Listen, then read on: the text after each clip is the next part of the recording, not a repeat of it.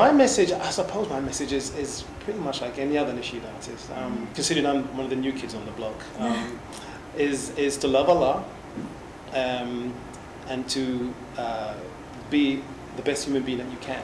I think it's pretty much as simple as that. Everything else should follow, inshallah.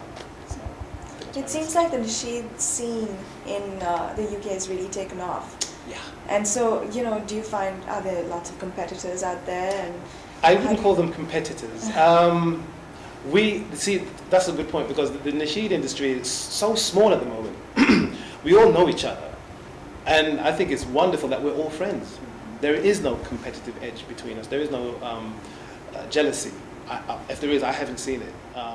I know Dawood Wonsby Ali, Sami Yusuf Islam, Zain Bika, Dawood Wonsby, Ashok Rasul, Sham 7 They are wonderful brothers, and they are all behind each other, encouraging each other, always giving each other tips. I've never seen that in the mainstream. I know there's a lot of competition in the mainstream, and I feel very justified in moving away from the mainstream and coming into the Islamic media of nasheeds and finding this overwhelming swell of love from the nasheed artists. So it's a very exciting time for Muslim media and for Muslim nasheeds.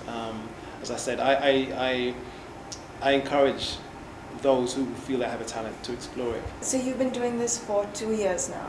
Yeah. And how long, what are your plans for the future? I don't have any immediate plans as such. I tend to play it by ear, because I just want to see how it goes, what happens, because I really don't know. It might sound kind of vague, but as I said, initially I didn't really want to do it, so I was kind of pushed into doing it. And the things I have done, the places I've been, I would never have dreamt that I would be there. Journey brings you down, then you should think of Him, for He is the last of the prophets, the Khatam al-Anbiya. I don't care what people say, I follow Muhammad in every way. Muhammad Rasulullah, messenger of God, the messenger of God. History has shown, from my reading of history, has been a successful mode of life, which is Islam. So I think, it's just a matter of getting the message out again, inshallah.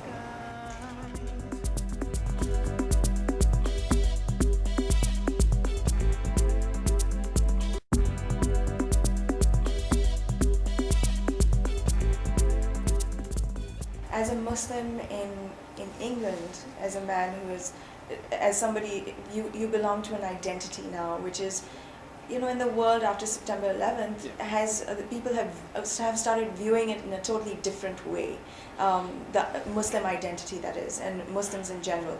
How do you feel about being a Muslim in the UK? I can't say that I've been attacked in the street or vilified or abused in any way, shape or form. No, I know of incidences in London where women have been attacked and these kind of things, but personally, no. Maybe, I don't know, maybe I don't look like a stereotypical Muslim. I don't have a long beard, I'm not Pakistani or Arab looking, so maybe people wouldn't identify me as a Muslim. So I may have escaped some of the animosity that I know does exist. But in general, after these events you mentioned, yes, of course, in the papers and in the media, there was a lot of incidences that people were attacked. But I just feel that again, I think it's a responsibility to a large degree of the Muslim community to give a true picture of what Islam is. We can't allow someone else to do that for us, and it wouldn't be fair on someone else to do that anyway. It has to be our responsibility. And again, I think my contribution in the nasheed genre is to give that message of Islam but not. I'm not a politician. I'm not a speaker as such. But in a form, which is in a musical form, where everyone can identify with in terms of melody and rhythm and these kind of things. So I think I'm trying to address some of those misconceptions, inshallah, along those lines. Recently, the London bombings, you know, it was a horrible thing that happened, and I think that people in the whole world were affected by it, and especially people who had family there and friends there. But how were you affected? How do you feel about what happened, and how were you affected by it? I was affected by it very directly because I live in London, and I tried to go to work that morning. I couldn't get on the train. The station was closed, and initially they'd said it was a power surge. So I went back home and I phoned the office and said, look, I'm not going to come in, there's something happening. And then slowly throughout the day it emerged that it was a bomb. And I couldn't get into work for 2-3 weeks after that. Days, after that.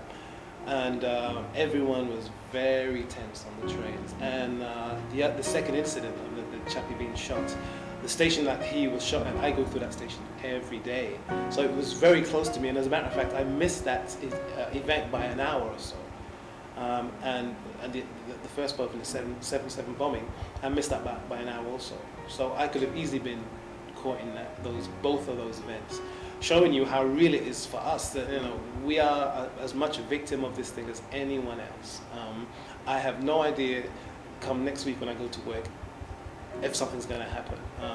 So we are thoroughly terrorized also, and it's I just would like to emphasize that the emphasis has been put on the Muslim community in the UK that we should be vigilant. We should look to ourselves for potential elements who may perpetrate these things, but really, none of us know who it is. We are totally in the dark as to who they are, why they're doing it. I really wish someone would stand up and emphasize that point. I'm as nervous as anybody getting on the train. I was on the train a couple of days after, and my alarm watch went off. And everyone was looking around and thinking, what is that sound? Is it something ticking, a bomb ticking? And I had to turn it off because the tension in the carriage it was obvious. So I think that we are as much a victim of this thing as anyone else, Muslim or not. So getting the word out there is obviously a priority for all Muslims. It is. We have to show that Muslims were human like anyone else. We have our fears and concerns and our doubts, and sometimes we don't know what's going to happen. We believe in Allah and we believe in the unseen, but in terms of our immediate future, we don't know. We don't know, and it's very scary. It's very scary. So.